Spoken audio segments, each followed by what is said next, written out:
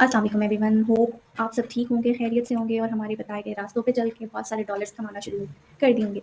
जिस तरह आप हमें फेसबुक पे अप्रोच करते हैं, पर्सनल मैसेजेस में अप्रोच करते हैं, उस तरह मैं आपसे रिक्वेस्ट करूँगी कि आप हमें हमारे जो मेन पेजेस होते हैं, वहाँ पे भी कमेंट्स और रिव्यूज़ दिया करें, ताकि और लोग भी उससे फ़ायदा उठा सकें। अच्छा, अब हम आप लोगों को आज आपने पोर्टफ़ोलियो के बारे में बहुत सुना होगा, कंटेंट राइटिंग क्या होती है, ये चीज़ों के बारे में आपको यूट्यूब से ढेरों वीडियो मिल जाएँगी, आपको समझ में आ जाएँगी कंटेंट राइटिंग होता क्या है, ब्लॉग क्या होता है, उसे कैसे बनाना है, कैसे करना है, ठीक है? और सबसे इम्पोर्टेंट चीज़, जब तक आप खुद कुछ एक्सपीरियंस नहीं करते ना, ये ह्यूमन साइकोलॉजी है कि ये इंसान की नेचर है। जब तक वो खुद एक्सपीरियंस नहीं करता ना, वो किसी भी चीज़ को ना बहुत कम लोग ऐसे होते हैं जो उस चीज़ को एडमिट करते हैं, वरना वो कहते हैं ना, आँख को देखी चीज़ पे ही एतबार आता है। तो हम में से बहुत 70% ऐसे लोग होते हैं जो ये आँख को देखी चीज़ को, उसके पैटर्न को फॉलो करते हैं, उसको उस पे ही अमल करते हैं।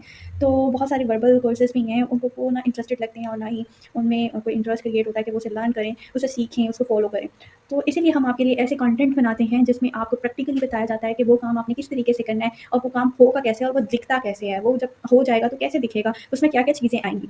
तो इसी तरह जब आपने अपना ब्लॉग बनाने के लिए आप तैयार हो गए हैं, उसके बारे में सब कुछ सीख चुके हैं, उसके बाद आप अब तैयार हैं कि भई अपना ब्लॉग लिखें, अपना आर्टिकल लिखें।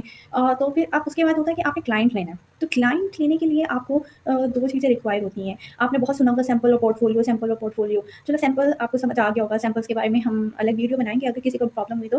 तो लेकिन ये कि सैंपल्स के बारे में आप लोगों ने बहुत अच्छे तरीके से यूट्यूब पे बहुत वीडियो देख के समझ भी लिया होगा कि क्या सैंपल्स बनाना है, मतलब आप अपनी नीश, माइक्रो नीश सेलेक्ट करके, कीवर्ड सेलेक्ट करके एक उसी में अपनी माइक्रो नीश में कोई भी एक टॉपिक ले लेना और उसके ऊपर अपने 3-4 अलग-अलग टॉपिक पे सैंपल उसी माइक्रो नीश में बना दें।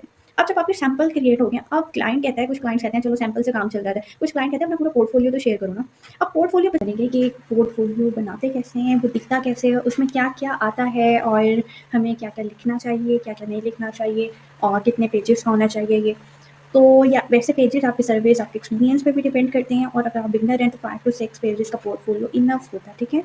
तो सबसे पहले हम इसमें नेम और प्रोफेशंस देखेंगे। सबसे पहले पेज में हम हे जैसे मैं hey my name is Alexa, I am providing technology to youth, इस तरह करके आप एक लाइन और एक अपना, और साथ ही अगर आपका टेक्स्ट बहुत आपका जो वो पेज है बहुत सिंपल है, फॉर एग्ज़ाम्पल ये अगर मैं बात करूँ तो आप इस जगह अपना वीएन और मिशन भी ऐड कर सकते हैं। तो इधर मैंने एक आर्टिफिशियल पैराग्राफ एंटर किया हुआ जिसमें ये मैंने लिखा हुआ है कि आपका डाटा जो है और जो आपका रिसर्च है वो एक्यूरेट होना चाहिए जो भी आप प्रोवाइड कर रहे हैं, ठीक है? तो अब जैसे कि इसमें अपना बिज़नेस का नाम भी आ गया, अपना नाम भी आ गया कि प्रोवाइड क्या कर रहे हो, प्रोफेशन भी आ गया और अपना बिज़नेस भी आ गया, ठीक है? तो ये ऑनलाइन पोर्टफोलियो की जगह आप यहाँ पे अपनी कंपनी का नाम पब्लिश कर सकते हैं या अपने मतलब अपनी जैसे बिज़नेस कंसल्टेंसी है, यहाँ पे आप ये बड़ा करके लिख दें by Aditya, by Ali, by Ahmad, by कुछ भी, मतलब आप यहाँ पे लिख सकते हैं। अब बिज़नेस कंसल्टेंट आपने लिख दिया और यहाँ पे आपके पास स्पेस काफ़ी बची हुई है, यहाँ पे वीएन और मिशन दे सकते हैं। नेक्स्ट पेज पे आपने जो मेंशन करना है ना, वो अबाउट मी के बारे में मेंशन करना है कि आप क्या हैं और कैसे ये बने और आपकी क्या पीछे बैकग्राउंड है, क्या क्वालिफ़िकेशन है, ठीक है? तो ऐसे आपने एक लाइन लिखनी, opening line, I am business consultant starting from Jain 2010 या 12, 18 and have done many projects 3, 4, 5, इस तरह करके आपने ये अपने बारे में लिखना है ना। अब ये माई एक्सपीरियंस का एरो है, चाहे ये कोई वेबसाइट नहीं है, लेकिन देखो कितना अच्छा एक इमेज दे रहा है क्लिक का कि अगले पेज पे मैंने माई एक्सपीरियंस के बारे में मेंशन किया हुआ है। तो इसमें आपने अपना थोड़ा इंट्रोडक्शन, अपने बैकग्राउंड, अपना एजुकेशन, अपनी थोड़ी सी सर्विस का टचअप देना कि कैसे उस फील्ड में आ गए, तो वो थोड़ी सी बायोग्राफी और इंट्रोडक्शन आपने मेंशन करना है। फिर उसके बाद आपने माई सर्विसेज और एक्सपीरियंस लिखना है। ये आप दोनों एक पेज पे भी लिख सकते हैं, ठीक है? अगर आप बिगनर्स हैं तो आप एक्सपीरियंस और टेस्टिमोनियल्स नहीं होंगे, आप एक पेज पे माई सर्विस लिखें, एक पेज पे अपनी स्टोरी लिखने कि कैसे आप मोटिवेट हुए उस फील्ड में आने के लिए। अब यहाँ पे जैसे उन्होंने अपनी सर्विस लिखी है कि हम बिज़नेस कंसल्टेंट इधर हैं और बिज़नेस कंसल्टेंट इधर हैं, ठीक है?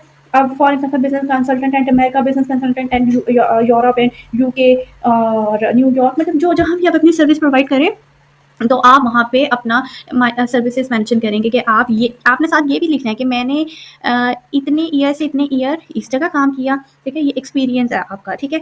और इतने ईयर से इतने ईयर इस कंपनी में काम किया एज अ बिजनेस कंसल्टेंट, ठीक है? तो जब आपकी बात आएगी कि एक्सपीरियंस के साथ आप सर्विसेज भी, पहले आप ये दोनों पेजें आगे पीछे कर सकते हैं। अगर मैं सजेस्ट करूँगी पहले आप अपनी सर्विस के बारे में लिखें, क्योंकि जब आप सर्विस उसके ज़हन में होगी तो वो आपके एक्सपीरियंस को मेंशन कर रहा होगा ना। तो इसमें ये बिज़नेस कंसल्टेंट के बारे में पहले बता चुका, अगर आपकी सर्विस ज़्यादा है तो आप इस तरह से बताएँगे। बिज़नेस फॉर एग्ज़ाम्पल यहाँ पे लिखते हैं कि I am content writer, I am blogger, I am article writer, I am email writer, ठीक है? तो इस तरह करके आपने 3 चीज़ें लिखनी है और फिर उसके बाद ये एक्सपीरियंस का पेज ऐड कर देना है। अब ये एक्सपीरियंस में आपने ये बता दिया, पहले आपने अपनी सर्विसेज़ बता दी इस तरह करके, फिर उसके बाद अपने एक्सपीरियंस के बारे में बता दिया, इतने साल से मैंने इतने साल इधर काम किया है। फिर उसके बाद आपने अपना कॉल टू एक्शन मतलब अपना कॉन्टैक्ट नंबर शेयर करना है और कॉन्टैक्ट डिटेल शेयर करनी है कि क्लाइंट आपको कहाँ-कहाँ कॉन्टैक्ट कर सकता है। अगर आपकी वेबसाइट नहीं है तो आप इसको नहीं ऐड करें और अगर आपकी वेबसाइट है तो आप इसको बेशक ऐड करें क्योंकि ये अच्छा इंप्रेशन होता है। और अपने सोशल मीडिया के लिंक्स डाल दें और इसके अलावा मैं आपको इम्पॉर्टेंट चीज़ यहाँ पे एक और चीज़ बताऊँगी कि यहाँ पे कॉल टू एक्शन जब आपने ये सारी इतनी सारी चीज़ें बता दी ना अपने नेम, अपने वीएन, अपने बारे में, अपनी सर्विस, यहाँ पे ना आपने इससे पहले कॉन्टैक्ट से पहले ना एक चीज़ और ऐड करनी है अगर आप बिगिनर्स हैं तो, ठीक है? यहाँ पे आपका एक पेज होना चाहिए इसके बाद, ठीक है? एक्सपीरियंस के बाद आपके पास एक पेज होना चाहिए जिस पे आप ये मेंशन करें कि आपकी क्या स्टोरी थी, ठीक है? क्या आपने अगर मैं यहाँ पे एक और स्लाइड ले लेती हूँ और यहाँ पे लिख देती हूँ ये आपकी क्या स्टोरी थी वो आपने ना एक्स मतलब लिख देनी है अपनी स्टोरी, ठीक है? कि मैं क्या थी और क्या मैंने किया, फिर मुझे वहाँ से मोटिवेशन मिला, फिर मेरे दोस्त ने कहा कि तुम क्यों नहीं लिखते और इस तरह की जो भी आपकी लाइफ में या आपके कुलीग के साथ या उस फील्ड में आने के लिए आप क्लिक हुई हैं, पुश हुई हैं, तो वो आपने स्टोरी एक मज़ेदार सी, दमदार सी लिख देनी है, ठीक है? फिर उसके बाद आपने एक और चीज़ आपने ऐड करनी है कॉल टू एक्शन से पहले। कॉल टू एक्शन क्यों कहा जाता है मैं आपको पहले भी बता चुकी हूँ, एक दफ़ा फिर रिपीट कर देती हूँ। लेकिन उससे पहले सबसे इंपॉर्टेंट चीज़ ये जो सैंपल्स है ना, ये आपने एक्सपीरियंस के साथ पोर्शन में ऐड कर दें अगर तो आप बहुत ज़्यादा पेजेस का लंबा चौड़ा नहीं बनाना चाहते, ठीक है? पोर्टफोलियो तो आप इधर एक्सपीरियंस के साथ ना अपने लिंक अटैच कर दें। यहाँ पे एक और बुलेट पॉइंट दें और बुलेट पॉइंट में आप लिख दें कि फॉर एग्जांपल आप लिख दें कि अगर फॉर एग्जांपल आप बिगिनर हैं, आपको कहीं एक्सपीरियंस नहीं है, ठीक है? अगर एक्सपीरियंस तो है ही नहीं तो आपको एक्सपीरियंस वाले पेज पे लाना ही आपने अपने सैंपल्स के पॉइंट है कि blogger.com पे, copyblogger.com पे या medium.com पे आप अपने पब्लिश कर रहे हैं आर्टिकल, तो उनके लिंक्स आप यहाँ पे डालते रहें कि ये मेरे सैंपल्स हैं।